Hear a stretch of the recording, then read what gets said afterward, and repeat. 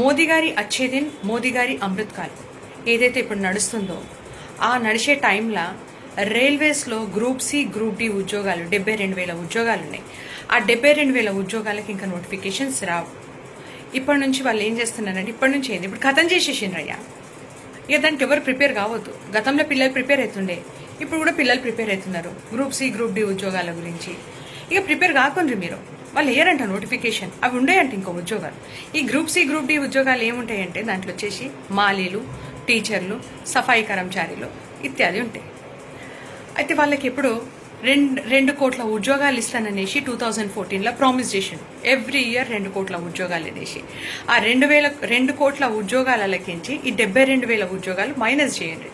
ఎన్ని మిగిలినాయి? ఈ అమృత్ కాలం మన దేశం ఏటు దిక్కెళ్తుంది? యువ భారత్ అనేసి అన్నాడు. యువ భారత్ని ఎట్లా నాశనం చేస్తున్నాడు అనేది మనం అందరం చూస్తున్నాం. దేశాన్ని అయితే సర్వనాశనం చేసిండు. ఇప్పుడు బీజేపీ వాళ్ళు వచ్చేసి మన రాష్ట్రం మీద పడుతున్నారు. ఇక్కడ బండి సంజయ్ అన్న ఎన్నో మీటింగ్లు పెడుతున్నాడు, ఎంతో మంది మంత్రులను పిలుస్తున్నాడు, హోమ్ మినిస్టర్ని పిలుస్తున్నాడు, ఎంతో మంది ముఖ్యమంత్రులను పిలిచి ఇక్కడ సభలు చేస్తున్నాడు.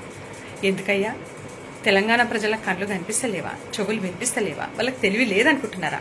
తెలంగాణ గడ్డ మీద పుట్టే ప్రతి బిడ్డ ఒక ఉద్యమకారుడే. వానికి తెలివి లేదనుకుంటున్నారా? ప్రతి ఒక్కళ్ళకు తెలివి ఉన్నది. ఇక్కడ అందరినీ గమనిస్తున్నారు. మీరు చేసే ప్రతి పనిని గమనిస్తున్నాము.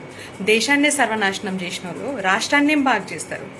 మాకెన్నో కళ్ళుబొల్లి మాటలు చెప్పేసి 2014లో మీరు వచ్చేసి ప్రభుత్వం ఫామ్ చేశారు సెంట్రల్ గవర్నమెంట్లో. అక్కడనే అన్ని కంపెనీలు మూసేసారు. ఏదైతే గతంలో కాంగ్రెస్ ప్రభుత్వం పబ్లిక్ సెక్టర్ యూనిట్స్ ఏవైతే ఓపెన్ చేసిందో ఆ పబ్లిక్ సెక్టర్ యూనిట్స్ అన్నింటినీ ఒకటి బంద్ చేసుకుంటూ వస్తున్నారు. ఇవాళ ఎల్ఐసి నాశనం అయిపోయింది. ఎన్నో కంపెనీలు, బ్యాంకులు సర్వనాశనం అయిపోయినాయి. ఇంకా ఎందుకు? ఎక్కడి దాకా మీ ప్రయాణం? ఎక్కడి వరకు ఈ సర్వనాశనం? అంటే మొత్తం మనం కూడా శ్రీలంక, పాకిస్తాన్ లాగా అయిపోయి రోడ్డు మీద పడాలనుకుంటున్నారా? పడేద్దామనేసి చూస్తున్నారు.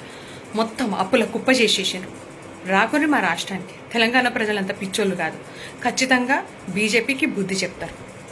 జై హింద్, జై కాంగ్రెస్. హాయ్ ఫ్రెండ్స్, మా టుడే టుమారో యూట్యూబ్ ఛానల్ చూస్తున్నందుకు చాలా థ్యాంక్స్. మరిన్ని లేటెస్ట్ వీడియోస్ కోసం వెంటనే సబ్స్క్రైబ్ చేయండి. అలాగే ఈ బెల్ ని కూడా రింగ్ చేసేయండి. మా నోటిఫికేషన్స్ అన్ని మీ మొబైల్లో వస్తాయి.